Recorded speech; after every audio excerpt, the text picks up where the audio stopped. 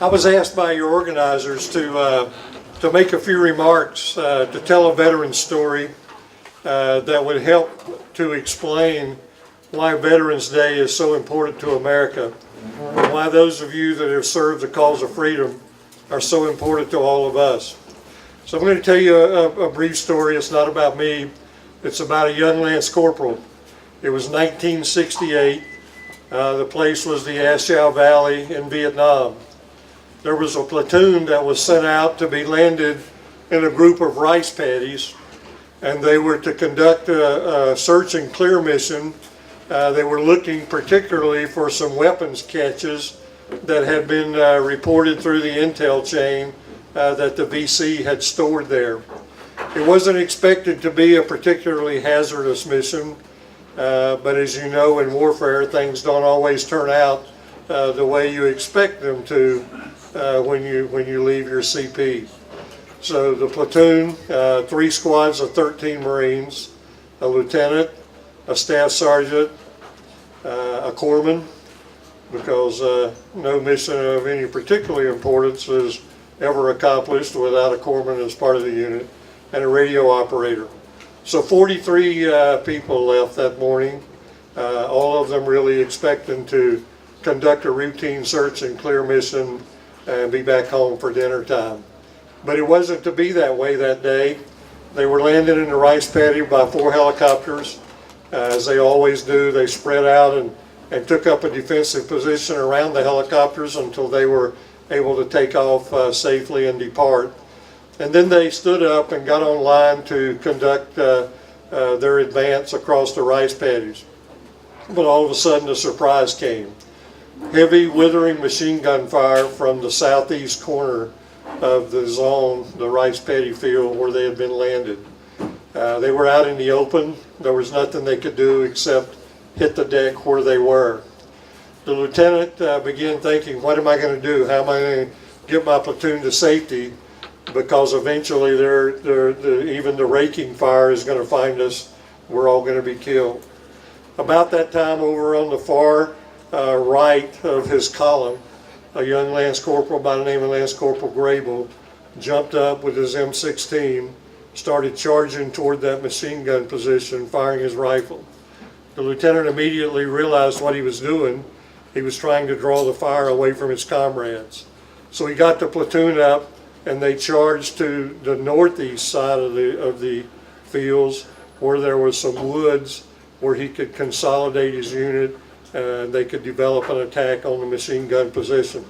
Sure enough, as soon as he jumped up, started shooting, started running toward the machine guns, they trained their fire off of the platoon who had hit the deck and trained it on Lance Corporal Grable. The rest of the platoon was able to get up. They started toward the woods. Lance Corporal Grable is hit. He goes down. As soon as he goes down, the machine guns return their fire to the platoon, and they had to hit the deck for a second time. The lieutenant realizes what a great sacrifice Lance Corporal Grable has made, but he's also disappointed that they didn't quite make it to the woods. And about that time, Lance Corporal Grable gets up a second time, runs toward the machine gun, firing his M16. A second time, the machine guns take their fire off the platoon, train on Lance Corporal Grable. The platoon gets up, they head toward the wood lines, and about that time, for the second time, Lance Corporal Grable goes down. The machine guns return their fire to the platoon, and for a third time, they have to hit the deck. They didn't quite make it to the tree line. But about that time, for the third time, Lance Corporal Grable gets up, firing his M16, charging toward the machine gun position. The platoon this time is able to get up and make it to the safety and the cover and concealment of the woods. And there the lieutenant got them together and they developed an attack plan and they made an advance, an enfilade attack on the machine gun position. But surprisingly, there was almost no resistance. And when they got there, they found out why. One of the machine gun positions had been completely eliminated. The gun was still there, but there were no enemy soldiers to operate it. The second gun was also not firing, and Lance Corporal Grable was found there at that position, draped across the muzzle of the machine gun, with his empty M16 and his bayonet stuck in the chest of the last enemy defender. He had literally given his life so that 41 Marines and a corpsman would be able to go home that night. He made the ultimate sacrifice, what Jesus called, no greater love can one man show for another. But it made a difference. It allowed those others to go home, to live, to serve their country on other days. And after the war was over, two of them went on to work in the VA and help wounded returnees. Two of them went on to work for wounded veteran charities, and one of them went on to head it up.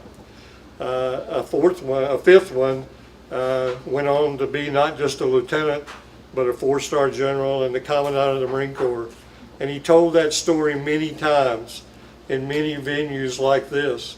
And every time it touched the hearts of Americans, and it causes others to want to serve, and it causes all of us to appreciate the service of those that have made great sacrifices to keep this country the best place to live, work, and play on the face of the planet. And what y'all are doing here in Marionville, Pennsylvania today makes a statement. The first statement it makes is that America appreciates all of you veterans and all that you did to serve our country and the cause of peace and a better way of life throughout the world.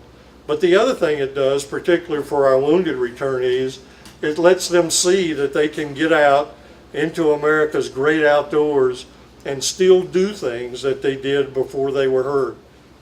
There are two things that a serviceman wants to know. He doesn't worry about awards. He doesn't worry much about pay. He doesn't worry much about food. But he does worry about his family back home. And he wants to come home to a country that appreciates him or her and a family that loves them. And the kinds of things y'all have done today certainly show that love and appreciation. And I'd like to thank you from the bottom of my heart, and thank you for letting Kyle and I, Kyle came with me today from Northern Virginia. He was one of the first Marines to find an IED in Iraq, and he found it the hard way, and he lost a leg because of that. But he has a prosthetic leg, and I can tell you, I had trouble keeping up with him today, just walking, and I didn't keep up with him in shooting. So thank you so much for inviting Kyle and I to come and be a part of this, and thank you for all that you do here in Marionville, Pennsylvania to take care of our veterans and their families. God bless you all. Semper Fi.